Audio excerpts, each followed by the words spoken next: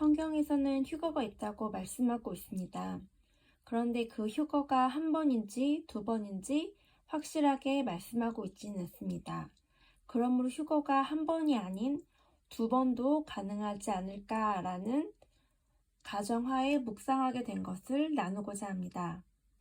요한계시록에 나와 있는 휴거의 때가 애매한 것은 몇 번의 휴거가 섞여 있어서 그런 것이고, 이는 첫 번째 휴거의 때를 숨겨두시기 위한 하나님의 뜻이라고 생각합니다. 그렇게 생각한 근거 첫 번째는 예수님은 도적같이 오신다고 하였습니다. 그런데 요한계시록 6장에서 7장의 여섯째 인과 일곱째 인 사이의 휴거의 모습을 보면 도적같이 오시는 모습이 아닙니다. 왜냐하면 휴거의 모습 직전 여섯째 인이 너무나 가시적으로 무시무시한 일들이 일어나기 때문입니다.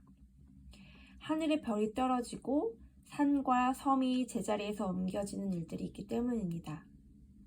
이런 일들이 있고 휴거가 있다면 예수님의 다시 오심이 도적같이 임하는 것은 아닌 듯 보입니다. 그래서 이것은 두 번째 휴거이며 즉 7년 중간에 후 3년 반으로 들어가기 전에 있을 것으로 생각하고 있습니다. 그렇게 생각한 두 번째 이유는 이스라엘에게 하나님이 명하신 절기와 추수는 연관이 있습니다.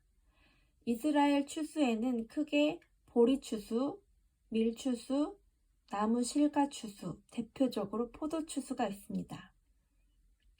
그리고 하나님께서는 이 추수에 맞게 절기를 정하셔서 그 추수한 것을 가지고 하나님께 나아오라고 하셨습니다. 초실절은 너희의 첫 이삭 한 단 보리를 바치는 절기이고, 칠칠절은 두 번째 절기 곡식 밀을 바치는 절기이며, 초막절은 가을 절기로서 나무실과 대표적으로 포도를 드리는 절기입니다. 레위기 23장을 참고하시면 됩니다. 이렇게 이 추수가 휴거와 관련이 있다고 보는데 그 근거를 요엘서를 통해 깨닫게 되었습니다. 다음은 요엘서를 통해 두 번째 이유를 심화해서 자세히 설명해 보겠습니다. 요엘서는 이스라엘의 회복이라는 큰 틀 속에 마지막 7년 환란, 바로 직전 상태와 7년 환란에 대한 내용들이 들어있습니다. 그리고 그때에 하나님의 성도들을 보리, 밀, 포도라는 곡식 열매로 표현하고 있으며, 우리가 너무나도 잘 알고 있는 늦은 비도 성령을 의미하는데 곡식을 자라게 하는 매개차라는 의미에서 늦은 비라는 표현을 사용한 것입니다. 마지막 때에 하나님께서는 7년 대환란 가운데 하나님의 성도들을 그냥 두시지 않고 잘 익은 곡식들을 추수하십니다. 그 첫 번째가 보리추수이고 그 다음은 밀추수, 마지막은 포도추수입니다. 이 내용을 자세히 설명해 보겠습니다. 요엘서 1장은 7년 환란 전의 상태를 표현하고 있습니다. 이때의 상태는 농사가 망쳤다고 표현하고 있습니다.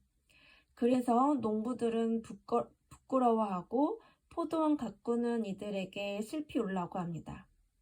이스라엘의 주 곡식인 보리와 밀, 그리고 포도가 추수할 것이 없기 때문입니다.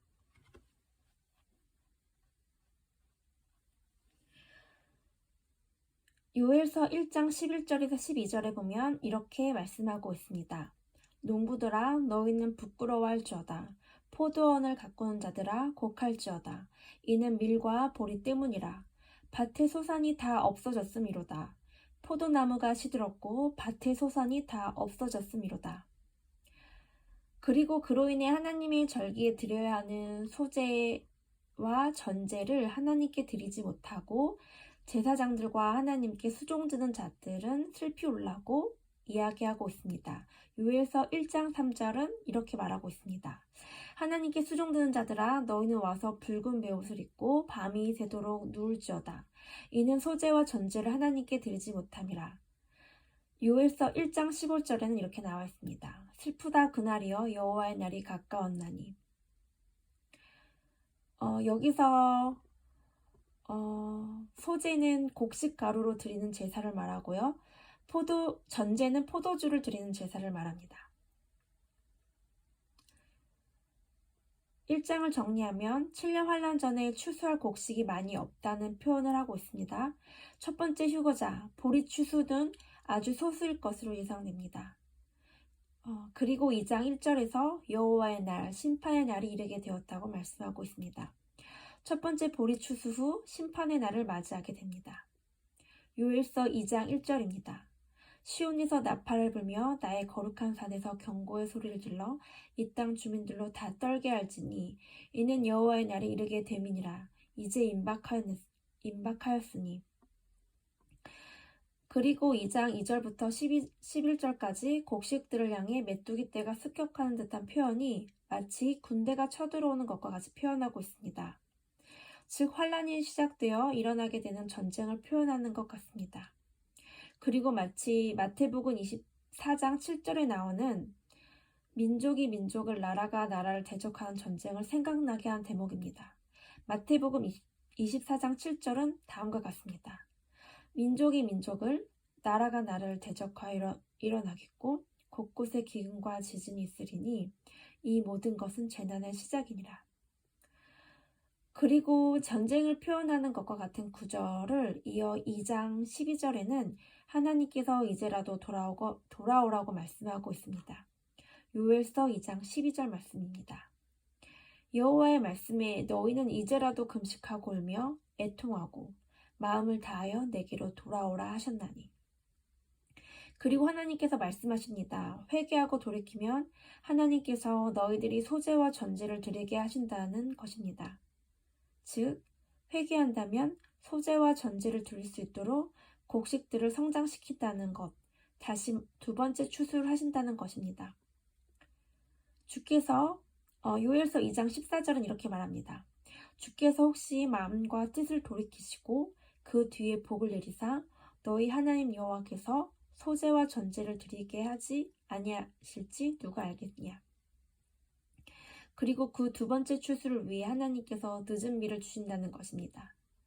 요엘서 2장 23절 말씀입니다. 그가 너희를 위하여 비를 내리시되 이른 비를 너희에게 적당하게 주시리니 이른 비와 늦은 비가 예전과 같을 것이라. 첫 번째 휴거 이후 하나님은 회개하고 돌이키는 성도들을 향해 늦은 비, 성령을 주시는데 이른 비와 같다고 하였습니다. 이른 비로 초대교회가 성령 충만했던 것과 같이 마지막 때의 늦은 비 역시 그렇다는 것입니다. 요엘서 2장 28절에서 30절은 이렇게 말합니다. 그 후에 내가 내 영을 만민에게 부어주리니 너희 자녀들이 장래 일을 말할 것이며 너희 늙은이는 꿈을 꾸며 너희 젊은이는 이상을 볼 것이요 그때 내가 또 내 영을 내 남종과 여종에게 부어줄 것이며 내가 이적을 하늘과 땅에 베풀리니 곧 피와 불과 연기 기둥이라. 하나님이 얼마나 자비로우신지 첫 번째 추수, 첫 번째 휴거자가 아니지만 그때라도 회개하고 돌이키면 이른 비와 같은 늦은 비로 역사하신다는 것입니다. 그리고 그 늦은 비의 성령의 역사가 클 것이라는 것입니다. 각각의 사람들이 모두 성령을 받고 성령의 인도하심을 받을 것입니다.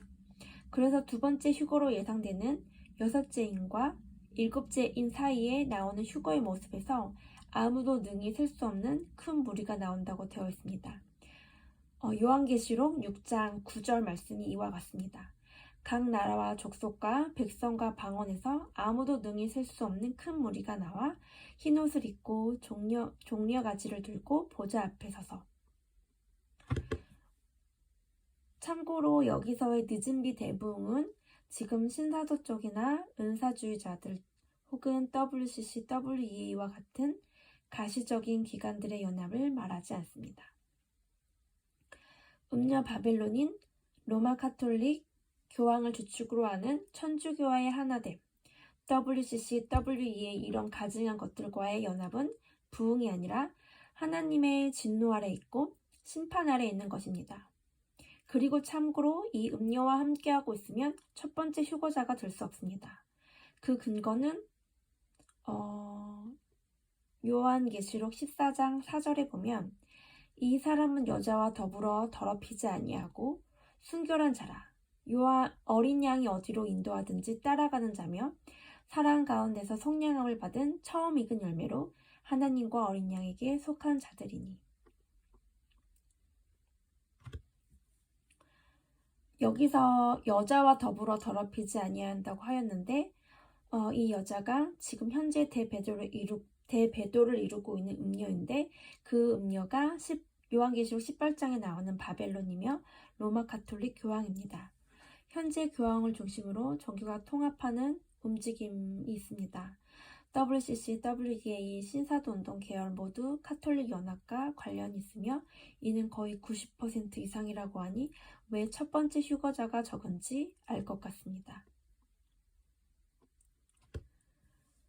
참고로 요한계시록 14장의 14만 4천과 요한계시록 7장의 14만 4천은 다릅니다. 요한계시록 7장의 14만 4천은 이스라엘 사람들로서 인침을 받으며 후 3년 만으로 들어가는 것으로 여겨집니다. 그리고 요한계시록 14장의 14만 4천은 첫 번째 휴거자들을 표현하고 있습니다. 다시 요엘서로 돌아오겠습니다. 제가 주목하고 있는 대목은 여기입니다. 늦은 비를 주시는 시점이 첫 번째 휴거자 사건 이후라는 것입니다. 요엘서 2장 23절에서 24절에 보면 너희를 위하여 비를 내리시되 이른 비를 너희에게 적당히 주시리니 이른 비와 늦은 비가 예전과 같을 것이라. 마당에는 밀이 가득하고 독에는 새 포도주와 기름이 넘치리로다. 여기서 늦은 비를 주심으로 밀이 가득하고 포도주가 넘치는데 보리가 없습니다. 보리는 어디 있을까요? 하나님에게 보리 추수는 끝난 상황입니다. 그러니 밀과 포도주를 풍성하게 하시는 것입니다. 그렇게 성령의 역사가 전 3년 반 동안 이뤄지고 말씀은 2장 31절로 이어집니다. 요엘서 2장 31절 32절 말씀입니다. 여호와의 크고 두려운 날이 이르기 전에 해가 어두워지고 달이 핏빛같이 변하려니와 누구든지 여호와의 이름을 부르는 자는 구원을 얻으리니 이는 나 여호와의 말대로 시온산과 예루살렘에서 피할 자가 있을 것이며 남은 자 중에 나 여호와의 부름을 받을 자가 있을 것임이니라. 여기서 여호와의 크고 두려운 날이 큰 환난을 말하며 후 3년 반을 말합니다. 그 날이 이르기 전에 여호와의 이름을 부르는 자는 구원을 얻는데 시온산으로 피할 자가 있고 예루살렘에서 피할 자가 있을 것이라고 합니다. 여기서 시온산으로 피할 자가 두 번째 휴거자입니다. 아까 보았던 처음 익은 열매들이 시온산에 서 있습니다. 요한계시록 14장 1절에서 14절에 참고하면 됩니다. 밀추수인 두 번째 휴거자들 역시 이 시온산으로 옮겨지지 않을까 싶습니다. 다음 예루살렘에서 피할 자가 있다고 하였습니다. 이는 마태복음 24장 15절에 멸망에 가증한 것이 거룩한 곳에 선 것을 보거든 유대에 있는 자들은 산으로 도망가라는 말씀과 같아 보입니다. 마태복음 24장 15절은 후 3년 반이 시작되는 큰 환란 시작에 있는 일입니다. 그리고 이어서 3장에는 후 3년 반을 이야기하고 있습니다. 하나님은 모든 민족을 심판하기 위해 여호사밧 골짜기로 올라오라 하고 그 심판들과 함께 마지막 포도주를 수확하는 표현이 나옵니다. 그리고 그 이후에 예수님이 지상 재림 후 유다는 영원하고 예루살렘은 대대로 있다고 하시며 여호와께서 시온에 직접 거하시게 됩니다. 혹시 첫 번째 휴거자가 안 되었다고 좌절하거나 하나님을 원망하지 마십시오. 하나님은 자비가 크셔서 한 번 더 기회를 주시는데 이 기회가 초대교회와 같은 크신 성령의 역사입니다. 이 성령의 역사는 어떠한 가시적인 기관들의 연합을 이루는 대추수 대부흥의 모습이 아닌 각각의 개인에게 부어주시고 성령님이 각 사람들과 동행하실 것입니다. 초대교회의 성도들처럼 말입니다. 단 한 가지 염려되는 것은 첫 번째 휴거 후에 재난의 시작이 한국과 이스라엘 전쟁이라고 개인적으로 예상하고 있습니다. 마태복음 24장 7절에 민족이 민족을 나라가 나라를 대적하여 일어나겠고 그리고 이것이 재난의 시작이라고 말씀하고 있습니다. 재난의 시작이 민족끼리 나라끼리 대적하며 일어납니다. 민족끼리 전쟁할 만한 나라가 대표적인 곳이 우리나라입니다. 그 전쟁은 7년 환란의 시작입니다. 그리고 요엘서에서 보면 쳐들어오는 적이 북방에서 오는데 한국과 이스라엘의 두 나라의 적도 북방에서 오네요. 네, 주님의 인도하심을 받아야 할 것 같습니다. 적어도 수도권은 피해 있어야 하지 않을까 싶지만 전쟁의 크기는 알 수 없으므로 각자 성령님의 인도하심을 받아야 할 것입니다. 전쟁 후 회개하고 늦은 비로 성령 충만을 받는다는 요엘상의 순서상 첫 번째 휴거 이후 전쟁, 그리고 회개 후 오순절에 성령 충만함을 받지 않을까 개인적으로 가정해 보지만 오직 주님만 아실 것 같습니다. 그래서 성령님의 인도하심을 받아야 합니다. 그리고 지금 우리가 해야 할 일은 무엇일까요? 아무리 기도해도 변화되지 않는 사람들을 위해 더욱 기도해야 합니다. 혹시 첫 번째 보리추수에 휴거되지 못한다 하더라도 하나님의 무한한 자비로 늦은 비가 그들에게 임하여 두 번째 밀추수가 거둬줄 수 있도록 말입니다.